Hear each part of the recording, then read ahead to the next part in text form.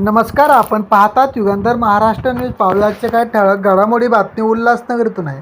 उल्हासनगरमध्ये अक्षय शिंदेचा मृतदेह प्रचंड पोलीस बंदोबस्तात दफन.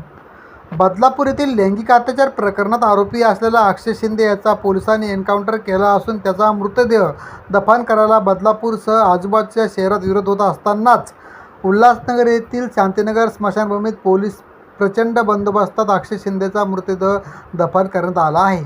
यावेळी शिवसेना शिंदे गटाच्या पदाधिकाऱ्यांनी दफन करण्यास तीव्र निषेध केला आहे. तेव्हा पोलिसांनी या पदाधिकाऱ्यांना ताब्यात घेऊन पोलीस ठाण्यात नेले. दरम्यान भाजपाचे शहर अध्यक्ष प्रदीप रामचंदानी यांना सुद्धा पोलिसांनी ताब्यात घेतले आहे. पोलीस बंदोबस्तात अक्षय शिंदेचा मृतदेह दफन करण्यात आला आहे. यावेळी त्यांचे आई वडील याच्यासह त्यांचे नातेवाईक करमाळा गुलबर्गा येथून आले असून त्यांच्या उपस्थितीत याचा दफनविधी कार्यक्रम संपन्न झाला. मात्र यावेळी पोलिसांनी स्मशानभूमीत पत्रकारांना जाण्यास मज्जाव केल्याने पत्रकारांनी नाराजी व्यक्त केली आहे. बदलापूर लैंगिक अत्याचार प्रकरणातील आरोपी अक्षय शिंदे याचा मुंब्रा बायपास येथे एन्काउंटर करण्यात आला असून त्याला दफन करण्यासाठी बदलापूरसह अंबरनाथमध्ये तीव्र विरोध झाला.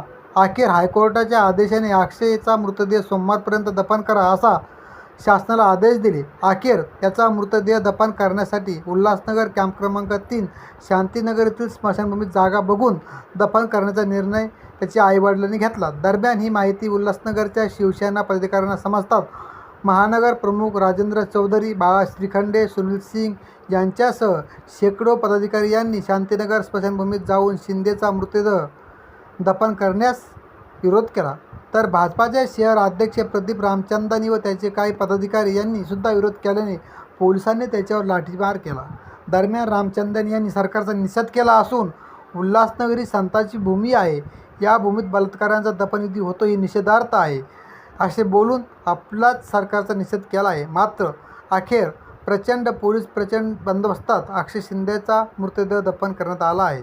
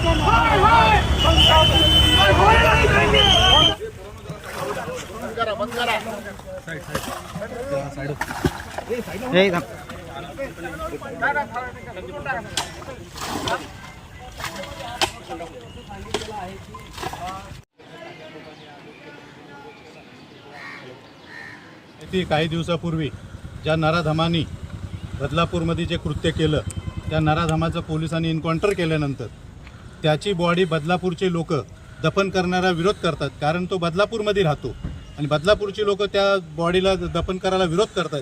आणि ती बॉडी जर उल्हासनगरच्या या पवित्र मातीमध्ये आणून जर दफन करणार असतील तर त्याचा आम्ही विरोध करतो. आम्ही इथे त्यांना ती बॉडी दफन करून देणार नाही.